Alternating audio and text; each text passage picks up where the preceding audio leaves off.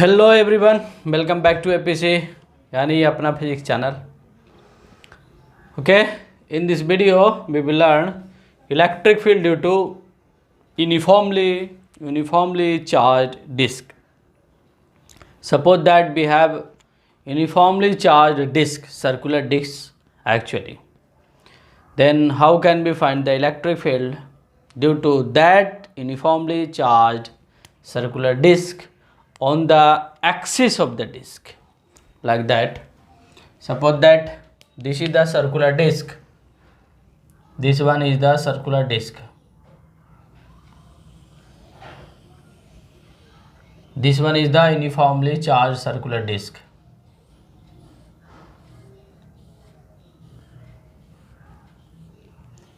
And consider this is the axis of the disk, this one is the axis of the disk,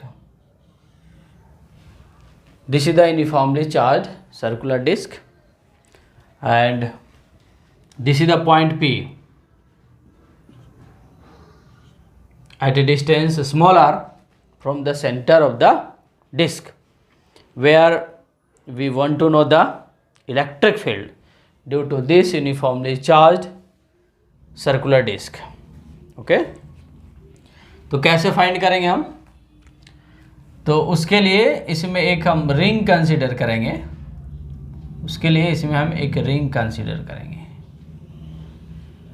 just like that.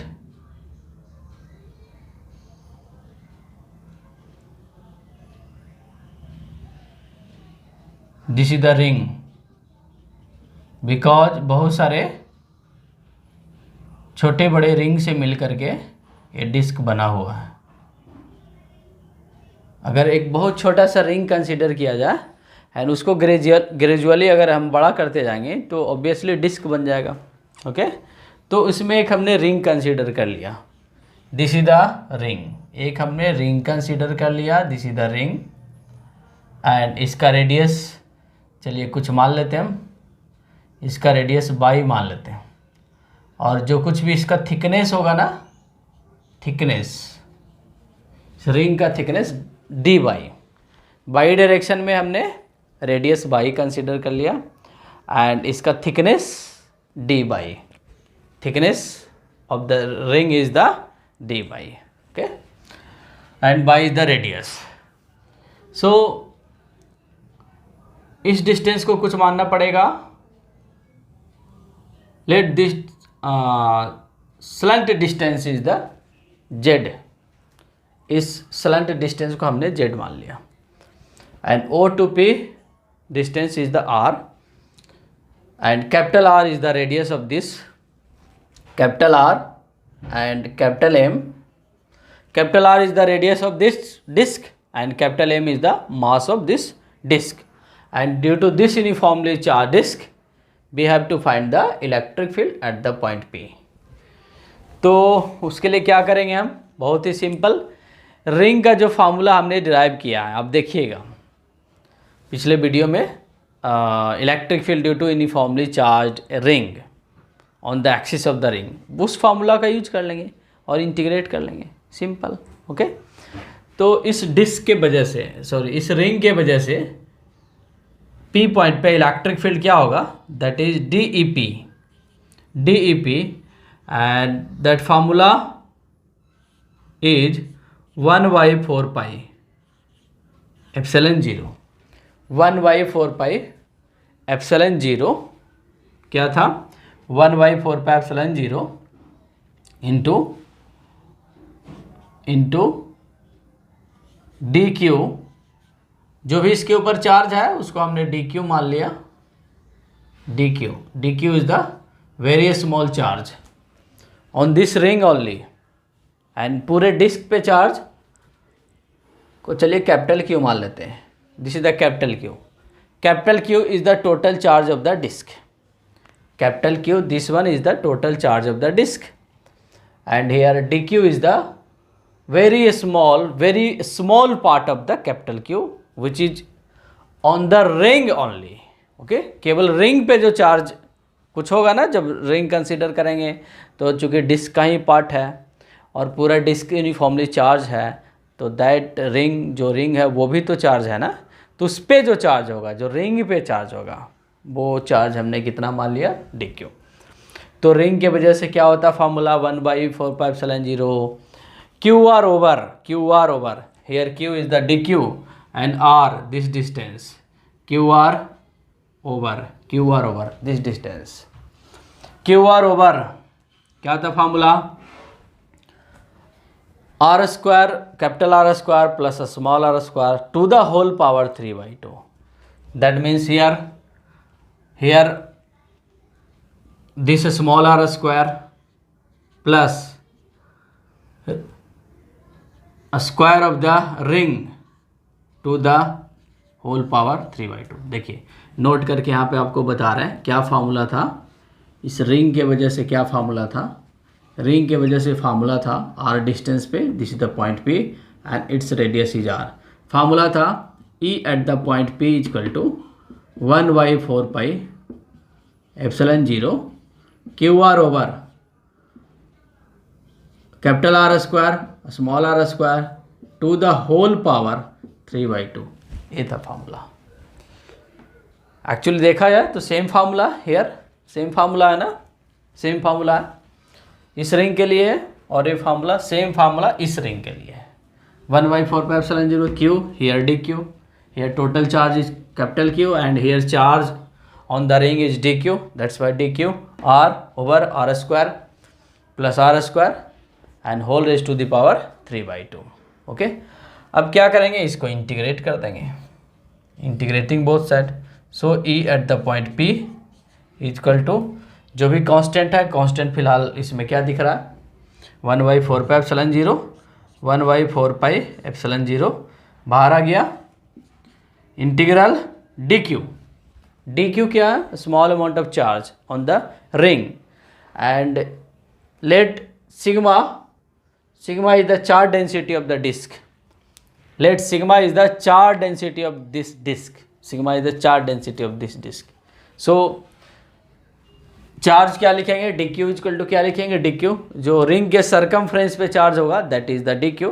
उसको कैसे लिखेंगे, dq को लिखेंगे, देखिएगा 2π y is the circumference of this considered ring, 2π by is the circumference of this considered ring and into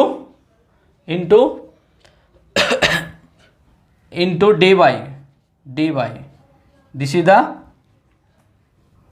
area of this ring, जो भी ये ring है ना इसका एरिया आ गया, छोटा सा एरिया आ गया, और उस एरिया को हम सिग्मा से मल्टीप्लाई कर देंगे, this is the dq and this is the r here, r over small r square plus capital R square to the whole power 3/2, to the whole power 3/2, yes, to the whole power 3/2, to the whole power 3/2। now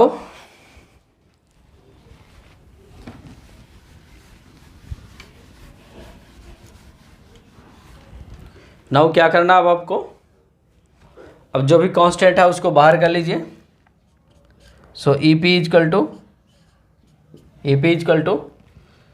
2π sigma, basically यहाँ पे R भी constant है because R को हम change नहीं कर रहे हैं, पॉइंट P का पोजीशन चेंज नहीं कर रहे हैं, तो R भी कांस्टेंट है, 2π सिग्मा R बाहर आ गया ओवर 4πε0 इंटीग्रल, अब क्या रह गया अंदर, 2π सिग्मा R सब बाहर आ गया, so here D y over R square plus y square whole raise to the power 3/2। अब इसको इंटीग्रेट करना है, तो ऐसे डायरेक्ट इंटीग्रेट नहीं होगा, ओके, डायरेक्ट इंटीग्रेट नहीं होगा, इसमें कुछ मानना पड़ेगा, सब्स्टिट्यूशन मेथड, सब्स्टिट्यूट करना पड़ेगा, इसको सब्स्टिट्यूट करना पड़ेगा, तो लेट करना पड़ेगा, ओके, तो सब्स्टिट्यूट हो जाएगा। नहीं तो आप और क्या लिख सकते हैं हम यहाँ पे, y square we can write like that z square yes z के टर्म्स में लिखना पड़ेगा z square equal to y square plus small R square can be write you can see in this right angle triangle z square is equal to by square plus r square. So we can differentiate it. इसको differentiate कर देंगे तो क्या हो जाएगा 2z dz equal to 2 y D y and its differentiation is 0 y 0 because r को हमने constant मान लिया तो 2 से 2 कैंसिल हो गया ओके बाई डी वाई का वैल्यू पुट कर देंगे now we can write it further E at the point P equal to 2 pi sigma R over 4 pi epsilon 0 4 pi से पाई कैंसिल भी कर सकते थे okay into y D y equal to Z D Z इसको लिख दीजिए Z D Z here y D y को Z D Z लिख दीजिए and here what can be write R square plus y square Z square ये तो Z square बन गया ना Z square to the power 3/2 that means this is the Z cube अब देखिए सिंपल इंटीग्रेंड हो गया ना अब इसको हम सोल्व कर सकते हैं how 2 pi sigma R over 4 pi epsilon and ये क्या बन गया 1 over Z square Z cube 1 over Z square and 1 over Z square here Z raise to the power -2 into D Z अब जेड का limit ले लेंगे यहाँ पे जेड का लिमिट क्या होगा जब सबसे छोटा रिंग बनेगा तो जेड का वैल्यू क्या हो जाएगा स्मॉल आर हो जाएगा सोच के देखिए जब सबसे छोटा ring just coincide to the O then Z equal to R जब सबसे बड़ा रिंग बनेगा just like passing through the circumference then Z का वैल्यू क्या हो जाएगा जेड का वैल्यू हो जाएगा रूट ओवर आर स्क्वायर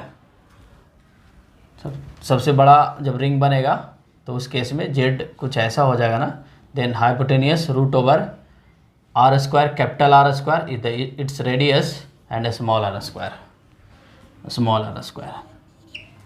बस इसको सॉल्व कर देंगे लिमिट पुट कर देंगे now but can be write here E at the point P equal to चलिए पाई से पाई कैंसिल कर देते हैं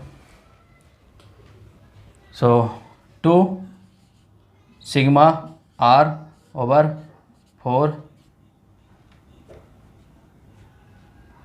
एप्सिलॉन 2 पाई से पाई कैंसिल कर दीजिए 2 sigma R over 4 epsilon 0 2 sigma R over 4 epsilon and इसका इंटीग्रेशन क्या होगा -1 ओवर जेड होगा and lower limit R to upper limit capital R square plus small R square like that can be right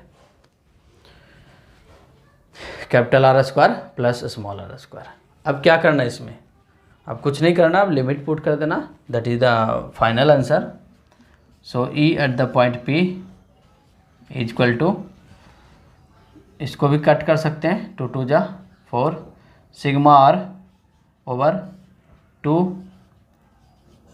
epsilon 0 2 2 जा 4 sigma R over 2 epsilon 0 and जब limit put करेंगे तो क्या हो जाएगा लिमिट पुट करेंगे तो -1 over upper limit is root over capital R square plus small R square and minus sign here minus sign and minus already यहाँ पे है तो क्या हो जाएगा माइनस प्लस हो जाएगा 1 ओवर आर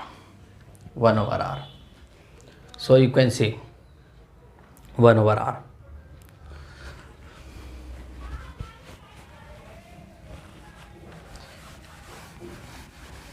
डेरिवेशन आपको आना चाहिए अगर आप एडवांस के लिए पढ़ रहे हैं तो डेरिवेशन आपको आना चाहिए। अगर आप ओनली मेंस के लिए पढ़ रहे हैं तो not necessary derivation, but formula याद होना चाहिए। Now E at the point P is equal to what can we write? Sigma R over 2 epsilon 0 and 1 over R minus 1 over root over R square plus small r square. This is the answer, and you can write this formula in terms of charge also, because sigma क्या है? Charge over area, charge total charge over total area, and total charge is Q, and total area what can we write? This is the circular disc, so we can write pi r square, pi r square. So we can write pi r square. तो sigma का value हम put कर सकते हैं, sigma का value put कर सकते हैं। ओके, सिग्मा का वैल्यू पुट कर सकते हैं। सिग्मा का वैल्यू पुट कर देंगे तो फाइनल फार्मूला क्या आ जाएगा?